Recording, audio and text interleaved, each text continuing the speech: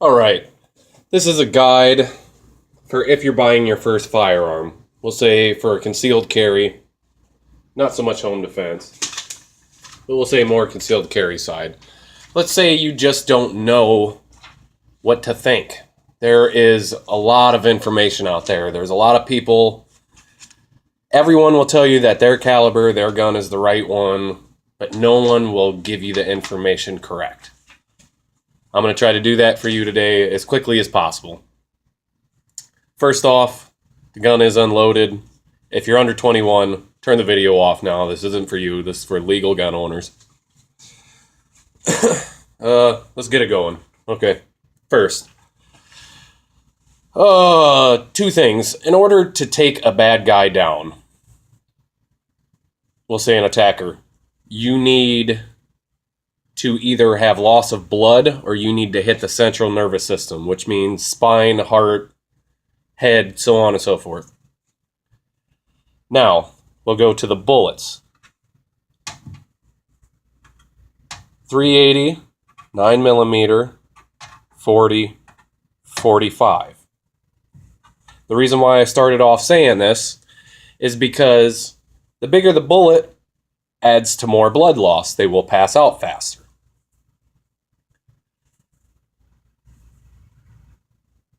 But the bigger the bullet, the harder it is to get the bullet to where you want to go. You have more recoil. So, if you're better in a new shooter, you may want to try a 9mm because you can aim it to where you want. You can get it to those vital areas. You may not have as much blood loss, but you have better accuracy. The next thing is gun weight.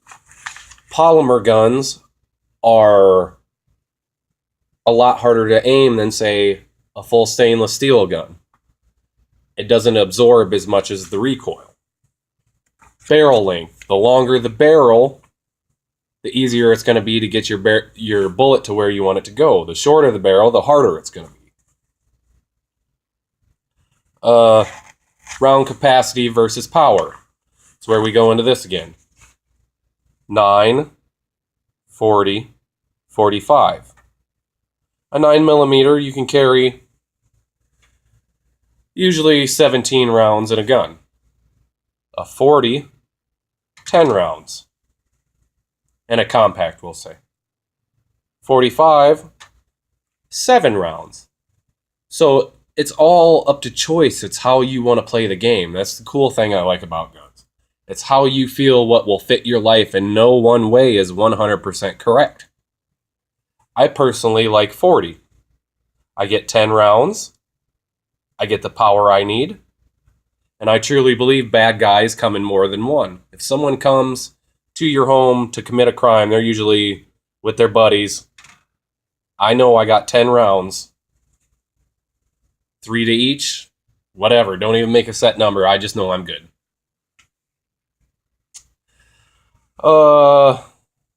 Let's see. Semi-auto versus revolvers. Everyone always talks about reliability and all that crap, which is fine and dandy, and capacity. My biggest thing is ease.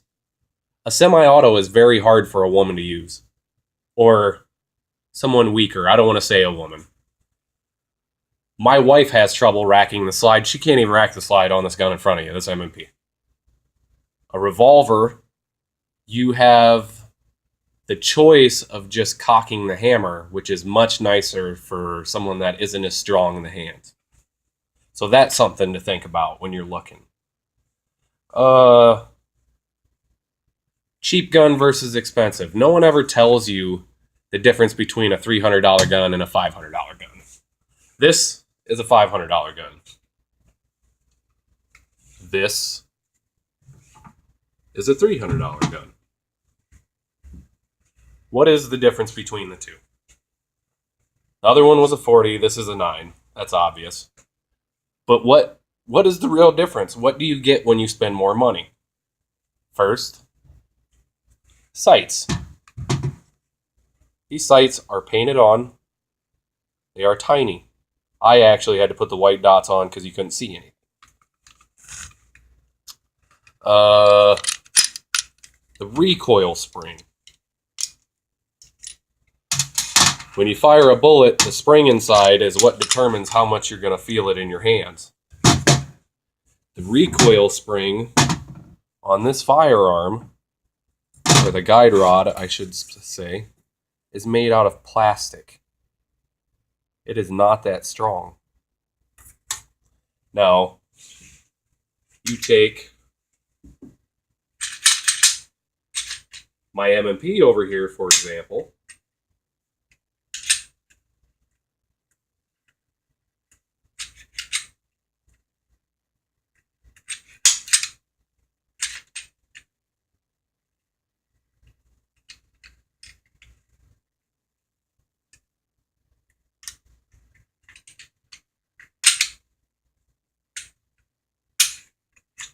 There we go. About time. You take my M&P, steel, high-grade material. $300 gun will work, but when you shoot the $300 gun, after a while, you see the rails, it's just not good quality. It gets chewed up. $500 gun, much better. It all depends how much you shoot. Don't let someone tell you that you need this or that. Figure out what you need. If you want to go to the range every week and you like to shoot, get a $500 gun. Don't even think about it. If you're going to put it in your nightstand and maybe look at it once a year, which you shouldn't if you own a gun anyways, get the $300 gun. Just make sure no matter what, it does not matter the cost. It matters whether it works or not. Period. Every time you pull the trigger, it needs to go.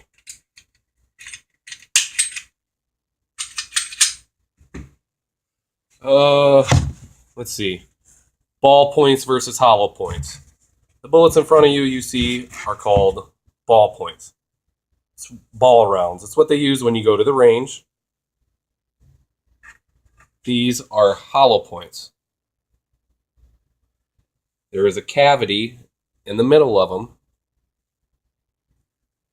to dissipate energy. When you have a bullet like this and you shoot a bad guy, this one can go 12 to 15 inches. This one, let's say 14 to 18 or even past there, so on and so forth. That's not good. You got your kid standing behind bad guy, you shoot through him and hit one of your kids. This is to take all that energy and literally open up and make it stop. The second it hits something, it stops all that energy on sight. Let's see, what next? CCW classes. They're not that hard. Go to a local gun store. Tell them that you're interested in taking a concealed weapons class. You do not have to own a gun. Take the class. They're usually $100. When you're done, you apply through the state for your license. As long as you've never been convicted of a domestic assault, a drug abuse charge, or a mental defect, or of course a felony, you more than likely will be approved for your concealed weapons license. It will come in the mail. It will look just like your driver's license. Now, one thing that I had to learn after I got my concealed weapons license, just because you have a license, that does not mean that everyone likes you having a gun. And don't even use the term gun once you get one. Use the term firearm. You use the term gun, people get scared. It is what it is. Just because you like them, everyone else in this world is scared to death of firearms. Hate to put it that way. I mean, it is what it is. So, I had two jobs actually. One for a local Domino's was fired when I told them I carried and never saw the weapon. It was against their insurance purposes, even though I was delivering pizzas at 2 a.m. in the hood. I had another job. I am actually an IT professional. Told them I carried. Went to the job site. Went to go through security. Told security that I carried. They called the police and the SWAT team showed up. Needless to say, I was not offered the job anymore. Was not arrested criminally, but was not offered the job anymore. Florida is a right-to-work state. They can hire you or fire you for any time. They are by no means firing you and you can go see your lawyer. Trust me, been there, tried that. They fire you, you're shit out of luck. So, make sure, if you carry, there's a reason why it's called concealed. Don't let anyone else know. Or you'll be just waiting for a headache. Period. Hope that helped. If anybody has any questions, please get a hold of me. Please don't send me comments with bullshit or something that I'm wrong and need to correct. Thank you. Have a nice day.